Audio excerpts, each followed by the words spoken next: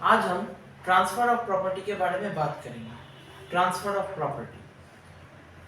अच्छा, एक सेल का मकसद क्या होता है? एक सेल का मकसद क्या होता है? सेल का मकसद होता है transfer of property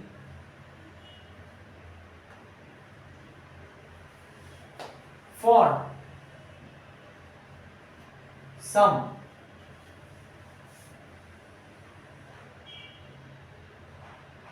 consideration in price. एक सेल का तो यही मतलब मकसद होता है, transfer of property for some consideration in price. अब for some consideration in price से मैं थोड़ा मिटा देता हूं।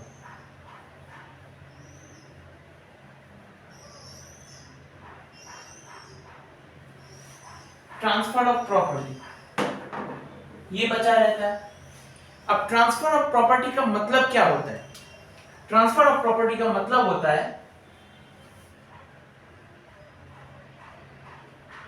Transfer of ownership.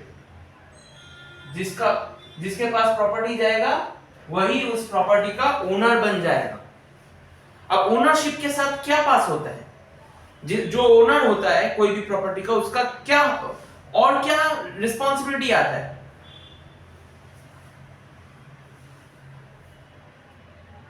उसका रिस्पॉन्सिबिलिटी होता है, मतलब ओनरशिप के साथ ट्रांसफर होता है उसका रिस्क। अब वो बेनिफिट्स एंजॉय करेगा तो उसका कुछ लायबिलिटीज भी रहेगा, तो दोनों को उसे देख के चलता है दोनों को। तो ट्रांसफर ऑफ ओनरशिप के साथ ट्रांसफर ऑफ रिस्क आता है।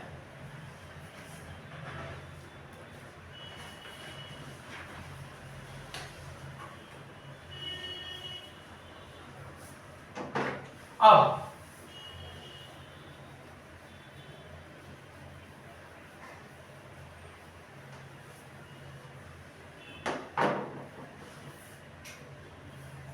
गुड्स डिलीवरी होता है, मतलब जो ओनर होता है उसके पास गुड्स का डिलीवरी जाता है, तो सब तो एज यूजुअल एक्ट करता है। पर अगर मान लीजिए डिलेड डिलीवरी हो गया, तो डिलेड डिलीवरी होने से क्या होगा? मान लीजिए डिलीवरी डिलेड हो गया,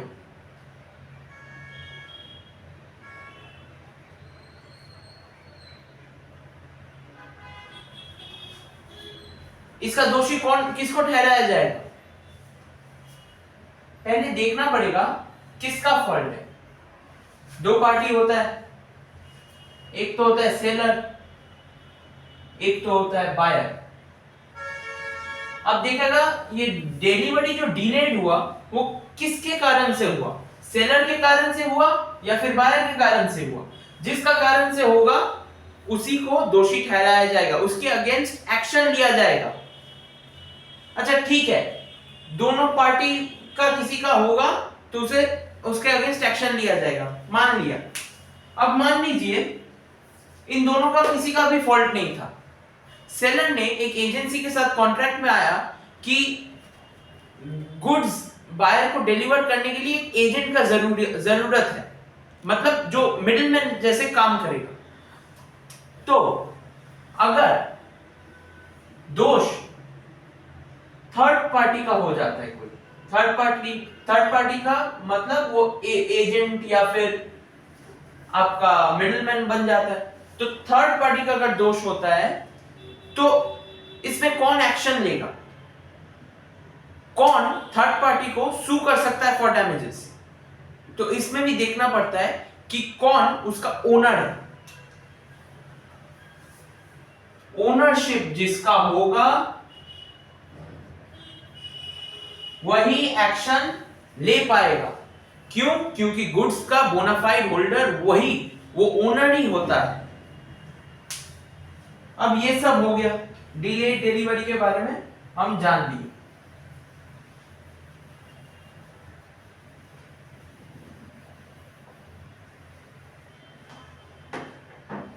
अब एक नया चीज सीखते हैं, rules regarding transfer of property. Rules क्या होता है, मतलब इसमें हम बात करेंगे कौन सा टाइप का गुड्स सेल होता है और किस बेसिस पे होता है, कैसे होता है, सब जानेंगे।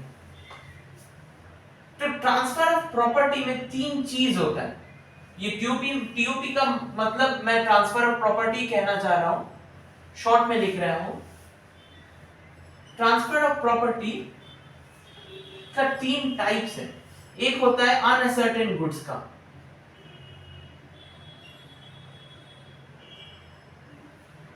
अनअसर्टेन गुड्स का ट्रांसफर होता है। दूसरा होता है असर्टेन गुड्स,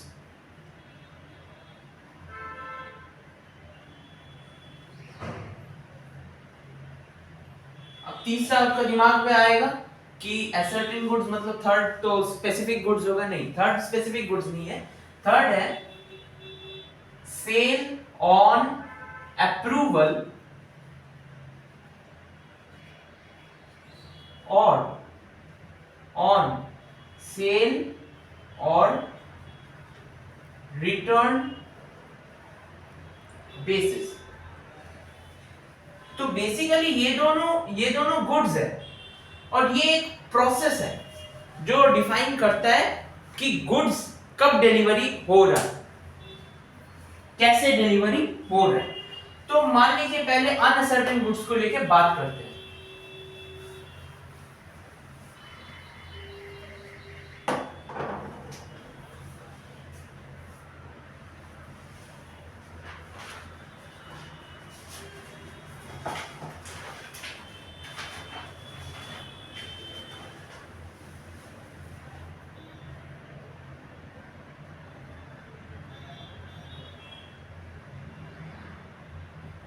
अनसर्टेन गुड्स, अब मैंने तो कह दिया है कि वो तीनों चीज अनसर्टेन गुड, असर्टेन गुड और वो सेल ऑन अप्रूवल और ऑन सेल और रिटर्न बेसिस का, वो सब रूल्स में आता है ट्रांसफर ऑफ प्रॉपर्टी का। पर एक क्वेश्चन रेज होता है कि आपने तो पहले भी कहा था कि अनसर्टेन गुड्स कभी सेल हो नहीं सकता क्योंकि गुड्स असर्टेन नहीं है। हाँ, मैं यहां भी वही सेम चीज कहूंगा, नो ट्रांसफर। अगर गुड्स असर्टेन अनअसर्टेन है तो इसमें होगा नो ट्रांसफर। पर ट्रांसफर कब किया जा सकता है? ट्रांसफर कब किया जा सकता है? दो चीज करना पड़ता है इसको एलिजिबल बनाने के लिए। ट्रांसफर का एलिजिबल बनाने के लिए दो चीज करना पड़ता है। एक होता है असर्टेनमेंट, मतलब इसको तो पहले असर्टेन कीजिए, असर्टेनमेंट। और दूसरा होता है एप्रोप्रिएशन। असर्टेनमेंट मतलब, असर्टेनमेंट का मतलब हमें पता है, असर्टेन मतलब आइडेंटिफाइड, असर्टेन मतलब आइडेंटिफाइड। पहले गुड्स को आइडेंटिफाई कीजिए। अब ये एक नया चीज है एप्रोप्रिएशन। एप्रोप्रिएशन में कुछ चार पॉइंट्स है, मैं बता देता हूं, क्लियर हो जाएगा एप्रोप्रिएशन मतलब क्या होता है। दोनों हो गया तो अनसर्टेन गुड्स मतलब डिलीवरी हो जाए। तो पहला मैंने कह दिया है असर्टेनमेंट, अब दूसरा एप्रोप्रिएशन। एप्रोप्रिएशन का फर्स्ट होता है goods shall correspond with description। मतलब बायर ने कैटलॉग देख के गुड्स डिसाइड किया था कि उसको वो गुड्स खरीदना है। अब कैटलॉग का बेसिस पे उसने जो गुड्स मतलब जो गुड्स उसने कैटलॉग पे देखा था उससे उसका मतलब इच्छा हुआ था कि वो गुड्स सेल करेगा। तो जो गुड्स कैटलॉग में था वो same to same goods produce होना चाहिए या फिर ऑब्टेन होना चाहिए, नहीं तो बायर गुड्स लेगा नहीं। तो goods shall correspond with description, जो उसने देख के पसंद किया था उसी के साथ गुड्स को मिलना चाहिए, जो एक्चुअल गुड्स आएगा। दूसरा क्या है, दूसरा होगा डिलीवरेबल स्टेट, मतलब गुड्स आ तो गया, अब उसको डिलीवरेबल स्टेट में लाना चाहिए। डिलीवरेबल स्टेट मतलब सेलेबल स्टेट, डिलीवरी कर सकते हैं हम। तीसरा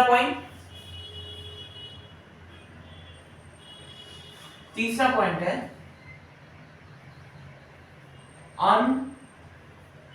अनकंडीशनल एप्रोप्रिएशन।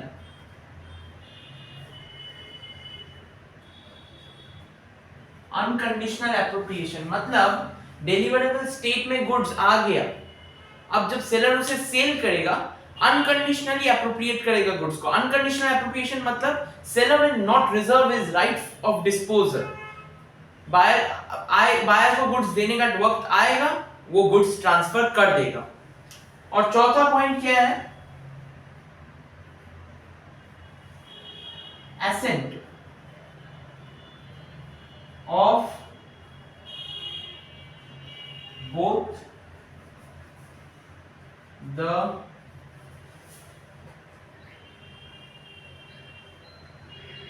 parties, मतलब दोनों का सहमति रहना चाहिए, दोनों मतलब दोनों का ही एसेंट चाहिए, बिफोर और आफ्टर एप्रोप्रिएशन दोनों का ही सहमति चाहिए कि मतलब सेलर भी एसेंट देगा कि मैं अभी गुड्स डिलीवरी कर रहा हूं, और बायर भी एसेंट देगा कि हाँ मैं गुड्स डिलीवरी लेने के लिए तैयार हूं। तो ये दोनों पॉइंट्स अगर हो जाता है तो अनअसर्टेन गुड्स भी सेल हो सकता है। अब हमने पहला पॉइंट तो क्या दिया, अनअसर्टेन गुड्स। सेकंड पॉइंट के बारे में अब बात करेंगे। सेकंड पॉइंट में क्या आता है, ascertained गुड्स, या फिर इसे हम कह सकते हैं स्पेसिफिक गुड्स।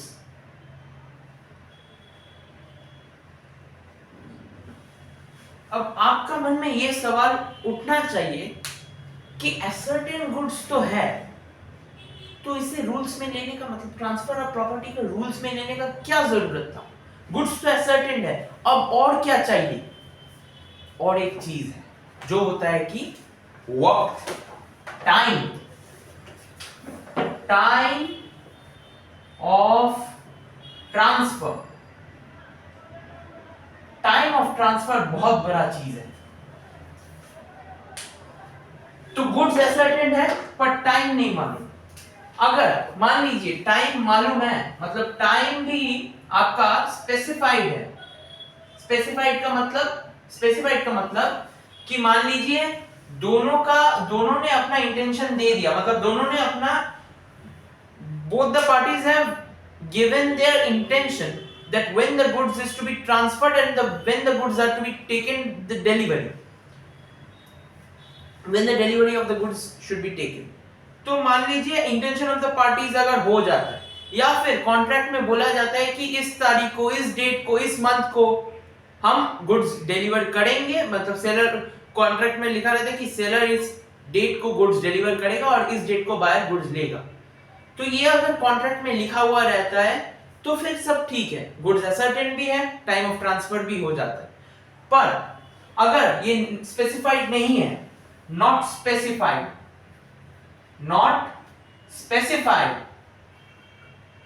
तब क्या होगा, तब 3 कंडीशंस आते हैं।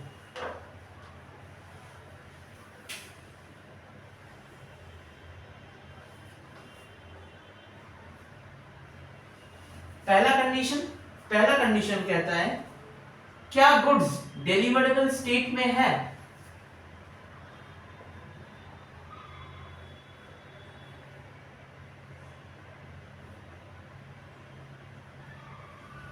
क्या गुड्स डिलीवरेबल स्टेट में है। अगर है तो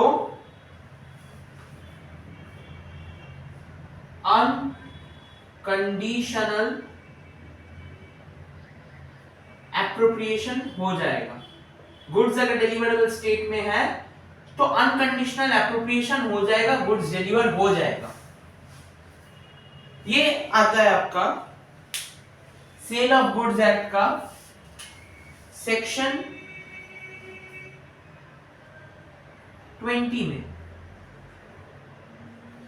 अगर मान लीजिए ये नहीं होता है, मतलब जस्ट इसका ऑपोजिट होता है, goods not in a deliverable state, अगर गुड्स डिलीवरेबल स्टेट में नहीं रहता है तब क्या करना पड़ेगा, तब 20 में लाइए। मतलब इसका सेक्शन है सेक्शन 21, सेक्शन 21 से इसको सेक्शन 20 में ट्रांसफर कीजिए। मतलब गुड्स को डिलीवरेबल स्टेट में, अगर गुड्स डिलीवरेबल स्टेट में नहीं है तो उसे डिलीवरेबल स्टेट में लाइए और फिर ये सेम प्रोसेस होगा, अनकंडीशनल एप्रोप्रिएशन। थर्ड चीज, मान लीजिए goods are in a deliverable state. अब गुड्स डिलीवरेबल स्टेट में है but price not ascertained, price ascertained नहीं है इनका। गुड्स डिलीवरेबल स्टेट में तो है पर प्राइस असर्टेन्ड नहीं है। इसका सेक्शन है, बता देता हूं एक बार में, सेक्शन है सेक्शन 22। अगर गुड्स डिलीवरेबल स्टेट में है पर प्राइस असर्टेन्ड नहीं है तो इसको भी सेक्शन 22 को भी सेक्शन 20 में ट्रांसफर कीजिए। मतलब ऐसा बनाइए कि गुड्स कंप्लीटली, देखिए डिलीवरेबल स्टेट मतलब ऐसा नहीं कि सिर्फ ट्रांसफर होने वाला लायक है। डिलीवरेबल स्टेट मतलब ये भी होता है कि प्राइस भी असर्टेन होना चाहिए, हर एक तरीके से उसको कंप्लीट होना चाहिए। तो सेक्शन 22 को सेक्शन 20 में ट्रांसफर कीजिए, मतलब फिर से गुड्स को डिलीवरेबल स्टेट में डालिए और उसके साथ जब ये हो जाता है तब ये नॉर्मली आ जाएगा, मतलब अनकंडीशनल एप्रोप्रिएशन सब नॉर्मल प्रोसेस में आ जाएगा। तो ये था असर्टेन गुड्स के बारे में। अब तीसरी पॉइंट क्या आता है, सेल ऑन अप्रूवल और ऑन सेल और रिटर्न बेसिस, उसके बारे में बात करेंगे। वो एक प्रोसेस है पर उसके बारे में बात करेंगे, वो भी एक थर्ड रूल है transfer of property. Sale on approval और ऑन सेल और रिटर्न बेसिस। याद कीजिएगा, कंडीशंस एंड वारंटीज का वीडियो में मैंने बताया है मीनिंग ऑफ एक्सेप्टेंस, एक्सेप्टेंस क्या होता है, उसमें ये सेम चीज बताया गया है। वो मीनिंग ऑफ एक्सेप्टेंस मैंने बताया है बट एक्चुअली उसका नाम है सेल ऑन अप्रूवल और सेल और ऑन सेल और रिटर्न बेसिस। ये आता है आपका, ये होता है सेक्शन 24। ये क्या कहता है, ये कहता है कि कब हम मान लेंगे कि मेरा गुड्स डिलीवर हो गया। पहला होता है बायर्स अप्रूवल, मतलब बायर अप्रूव कर दे रहा है कि हाँ मैंने आपका गुड्स डिलीवरी ले लिया है, अब मैं आपको प्राइस दे दूंगा। दूसरा लैप्स ऑफ रीजनेबल टाइम, मतलब सेलर ने उसे बायर को कहा था कि मैं आपको 1 महीने का वक्त देता हूं, उसके अंदर अंदर मुझे इन्फॉर्म कीजिए कि आप गुड्स को लेंगे या नहीं लेंगे, या फिर गुड्स को थोड़ा सा और होल्ड करेंगे 1 महीने तक। आप मुझे कुछ भी हो इन्फॉर्म कीजिए 1 महीने का अंदर। पर बायर 1 महीना पार हो जाता है, कुछ भी नहीं बोलता है सेलर को, तब सेलर क्या मानेगा कि हाँ मेरा गुड्स डिलीवर हो गया है। और थर्ड पॉइंट आता है कंडक्ट। कंडक्ट का मतलब buyer does anything with the goods, with the property which is inconsistent with the ownership of the seller। मतलब बायर मान लीजिए गुड्स को लेके प्लेज कर दिया, या फिर बायर गुड्स को किसी को रीसेल कर दिया, तब तो उससे यही पता चलता है कि बायर का उसमें ओनरशिप था, सेलर का ओनरशिप नहीं था। अब जबकि बायर ने ये सब कर लिया है तो seller can demand for a price from him. तो ये था ट्रांसफर ऑफ प्रॉपर्टी का फर्स्ट पार्ट। Thank you.